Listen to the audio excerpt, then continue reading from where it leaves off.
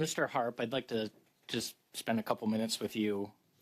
Firstly, thank you for helping feed Canadians and the world. It's very much appreciated. And we saw that during COVID, food supply, obviously a very big concern. With recent government announcements, capital gains tax, other regulations, do you think farming is becoming more or less attractive to the next generation?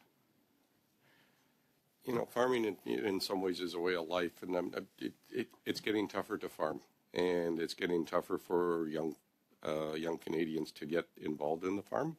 I think they still want to. I think they're still attracted to it, but it's getting tougher. Thank you. I also understand that if you were to compare the emissions profile of Canadian grain or wheat that ends up being exported or consumed, that most Canadian agriculture products, but in particular grain, has a lower emissions profile than in other countries.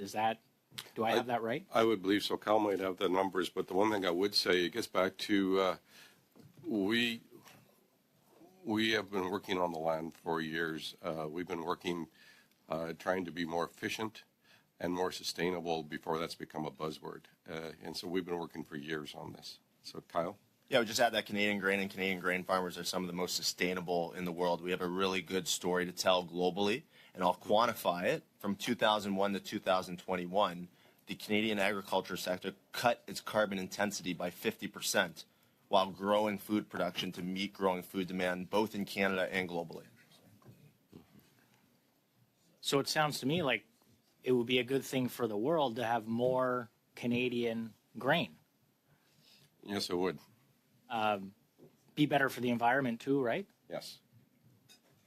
I've never met a farmer who's not environmentally conscious. I've never met a farmer who wastes fertilizer, who doesn't think about the sustainability of their operation for the next generation. I think our government or any future government should look at ways to grow the agriculture sector so that we can export more food, keep more food supply chain here for us. What do you think about that? I totally agree with you. You know, it's we're doing very well now. I think we can do better, and I think we have an amazing story to tell. But it's interesting. I think I was talking a little bit a few minutes ago about how our farm has been in our family for 103 years. I have 3 daughters that want to look at taking over that farm. Only way to make that farm viable, the only way to pass that farm on is to treat it, to treat the soil, to treat the farm the way it should be treated. Well, thank you very much, Mr. Harp. I appreciate your testimony. Mr. Lee, you can't get out of here with answering a couple questions for me, although if I know how this works, I'll probably only have time to ask you one, and you'll talk until the time is up. The parliamentary budget officer today said, surprise, surprise, that inflation and interest rates have hurt lower income Canadians the most. Something that even the governor of the Bank of Canada said in May of 2021, gave a speech, which seemed to fall on deaf ears with the current government. Do you have any comments on the role of inflation and how that's hurt low-income households? I do appreciate the question. It has been studied, believe me, going back to Keynes. There's massive research on this, and I'm sure everyone in the room can guess at the answer.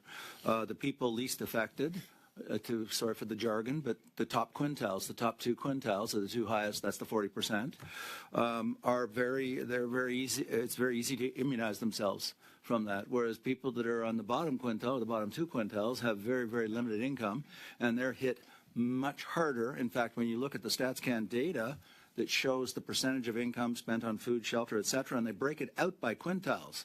Well, it's no surprise that people in the bottom quintile pay a lot more as a percentage of their income on food and on shelter than wealthier people. Ergo, therefore, people at the bottom suffer a lot more. I'm going to ask each of you if you have a recommendation that does not cost the government any money, and I'll give you some time to think about that, and I'll give you all an opportunity to discuss while I follow up with Mr. Lee. Mr. Lee, I don't presume to know how old you are, but I don't know if you are aware, you can apply to become a senator. If you would like an endorsement from myself, I'd be happy to write you a letter. I'm not sure whether it'd be persuasive. There's some discussion about whether the government should consider a wealth tax. Is that something you would support? No, I've spoken multiple times in debates with the Canadian Centre for Policy Alternatives on this, and I think it would be catastrophic. There's two problems with a wealth tax. You get into the whole problem of measurement of wealth, or you get into the question of timing, because then we're typically talking about taxing wealth that has not been liquidated. So you're going to somebody and saying, well, you're sitting on some stock, so we're going to take some of it. And again, it's going to drive people to other countries, because we're not the only country in the world. Thank you. So if we do that, people will go to the States. Thank you very much. This is an academic question, but I know some people in the Parliamentary Budget Office watch this committee and they follow what's happening, and people in the Department of Finance. Are you familiar with the term dynamic scoring? For example, there's three taxes the government has increased: luxury tax, capital gains tax, and the carbon tax. And for each of these examples, the government produces what they believe to be the increase of revenues that will be associated with those taxes. The problem is they present the gross number, gross taxes of revenue increase, not adjusting for the net effect of lost HST revenues, specifically as it relates to the luxury tax. Yeah. Or a reduction in GDP and therefore a reduction in general tax revenues. Would you support either the Parliamentary Budget Officer or the Finance Department including dynamic scoring, or what is commonly referred to as dynamic scoring, in their models? I am familiar with it because I talk about that all the time in my classes, explaining that the economies are dynamic. And one of the criticisms I have of academia is that we look at everything when we're studying government and we think that's it, it's fixed. And we say, well, we can't do this because, but it doesn't account for dynamism, and that's dynamic modeling. And dynamic modeling takes into account what in the behavioral finance literature, this is a very important part, because people change their behavior in terms of the response. One more quick point, if I have time to get it in. I'm always struck by people who will tell you over and over how important the carbon tax is because it changes your behavior. And yet they do not acknowledge that any other tax changes our behavior too. The whole idea of a Pigou tax, which is a carbon tax, named after Professor Pigou at Cambridge, is that, prices go up, you consume less of it. Well, this applies to any tax. It changes our behavior. Thank you very much, Professor. I'd love to come audit any of your classes. Okay, I have about a minute and a half left. Happy to go either in order, or does anyone have a suggestion that is doesn't include an expense to the government? Yes, Mr. Gennaro.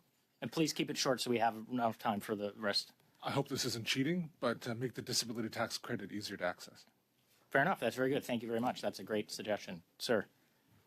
We have a number of recommendations that are no cost, Okay. and one that can bring in revenues. I'll just quickly go over. There's about $2 billion in existing funding that we could dedicate to restoration programs across Canada.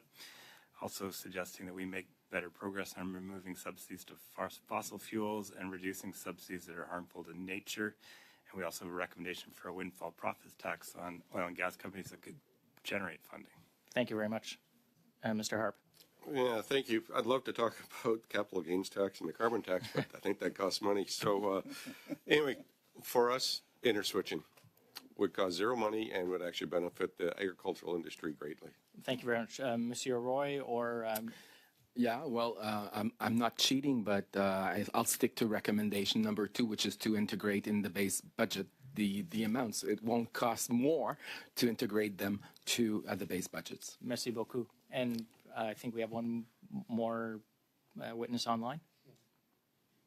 Yes, I would just reiterate our fourth recommendation, which was to encourage the government to take a leadership role in that national task force to talk about the best path forward for public transit systems in this country.